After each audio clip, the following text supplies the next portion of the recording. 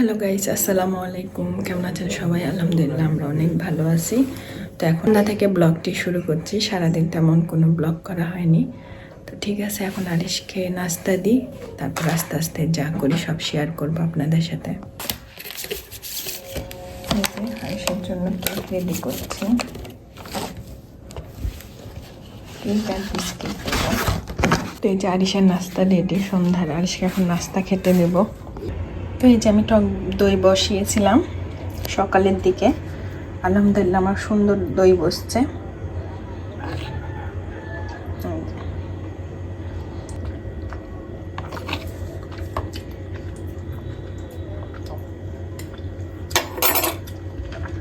মজা লাগে টক দই খেতে আমার। এই যে দই। রাত্রে আরিশের পাপা বাজার নিয়ে আসছে।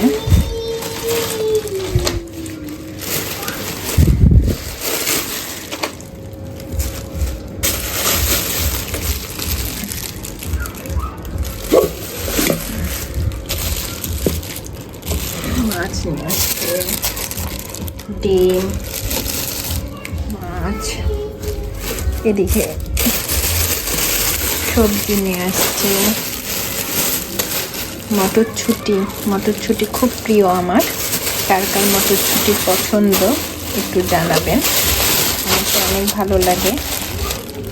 টমেটো, গাজর, কাঁচামরিচ আর কিনে আসছে দেখা যাক। কিনে আসছে ব্রোকলি, ফুলকপি। শীতটা অনেক ভালো লাগে, কারণ শীতে অনেক রকম সবজি পাওয়া যায়। এই জন্য ফুলকপির ডাঁটিগুলো ছাড়িয়ে নিলাম।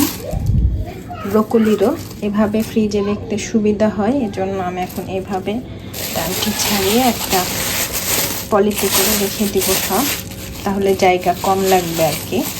আর ডাঁটা সহ রাখলে জায়গা বেশি লাগে। এই ডাঁটাগুলো আমি ফেলে দিব না, এগুলোও আমি ভর্তা বা ভাজি করে খাবো, এই জন্য এগুলো কেটে সুন্দর করে রাখবো। এই যে আমার বাজার হাট গোছগাছ করা শেষ, এখন শুধু ফ্রিজে উঠিয়ে রাখবো। সব পলি করে নিলাম। আরিশের রাতের ডিনারের জন্য আমি রেডি করেছি 1 পিস মাছ।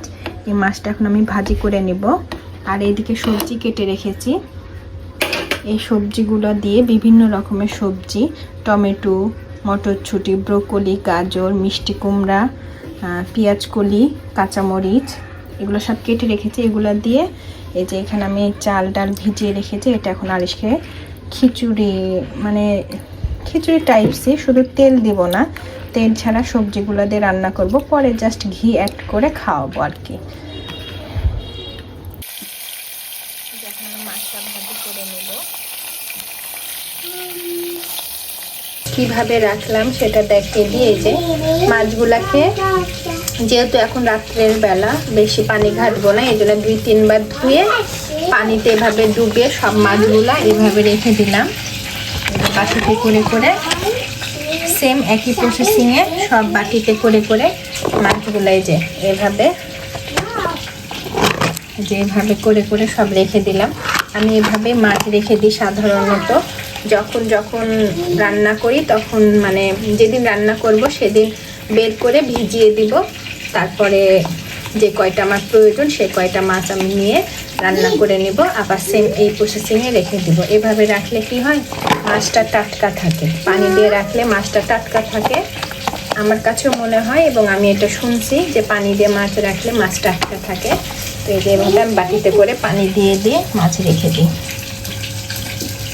সবজিটা এখানে একটু হালকা তেল দিয়ে ভেজে নিলাম, কারণ না হলে সবজি একটা গন্ধ আছে, এই জন্য হালকা করে ভেজে নেওয়ার পরে এখন আমি চাউলটা দিয়ে দিব আর কি। এই যে ভিজিয়ে রাখা চাউল আর ডাল, খুব অল্প পরিমাণ ডাউল দিয়েছি যাতে গ্যাস না হয়, এর জন্য।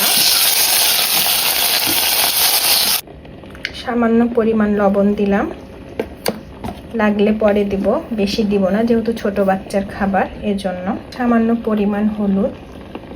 দেখেন আমি তেল সামান্য পরিমাণ শুধু সবজি ভাজার জন্য দিয়েছিলাম, তাতে দেখে মনে হচ্ছে কত তেল, আসলে কিন্তু আমি তেল সেরকম দিইনি। এই হাফ চামচের মতো তেল দিয়ে আমি সবজিটা শুধু জাস্ট একটু ফ্রাই করে নিয়েছি। তারপরে চাউলটা দিয়ে দিলাম। এখন হলুদ, লবণ আর পানিটা অ্যাড করে দিলাম। এখন আমি রান্নাঘরে কাজ করছি আর আরিশ আসে টুল নিয়ে বসে আছে আমার কাছে। বাবু তা আমার ছাড়া কিছু বোঝে না। এই যে দেখেন, সে টুলের উপরে উঠছে নামছে, টুল নিয়ে বসে আছে আমার কাছে এসে।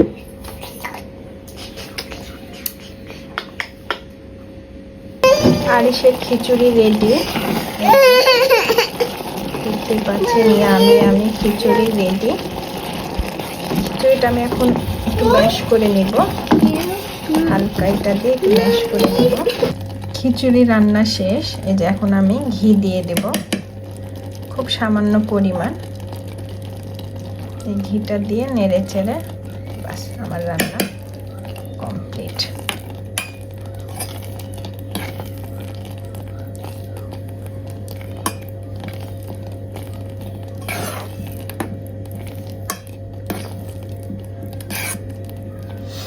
কিছুক্ষণ পরে ঠান্ডা হলে আরিশকে আমি খাইয়ে দেব। তো আরিশের জন্য এই যে মাছ আর সবজি খিচুড়ি নিয়ে চলে আসলাম রাত্রে ডিনার করানোর জন্য। দেখতেই পাচ্ছেন ধোঁয়া ওঠা গরম গরম খিচুড়ি আর মাছ ভাজি। আরিশ আবার খিচুড়ি মাছ ভাজি একসাথে খায় না, মাছটা আগে খেয়ে নেয় পরে ভাত খায়। মানে আসলে এটা বারবার আমি খিচুড়ি বলছি, খিচুড়ির মতো দেখতে হয়েছে তাই। আসলে এটা খিচুড়ি না, এটা হচ্ছে সিদ্ধ ভাত, সবজি সিদ্ধ ভাত। সব টমেটো, গাজর টাজর সব কিছু দিয়েছি আমি। মানে এখানে কোনো আদা রসুন তেল এগুলা অ্যাড করিনি, পেঁয়াজ, শুধু সবজি, ভাত, হলুদ, লবণ, পানি আর সামান্য পরিমাণ ঘি।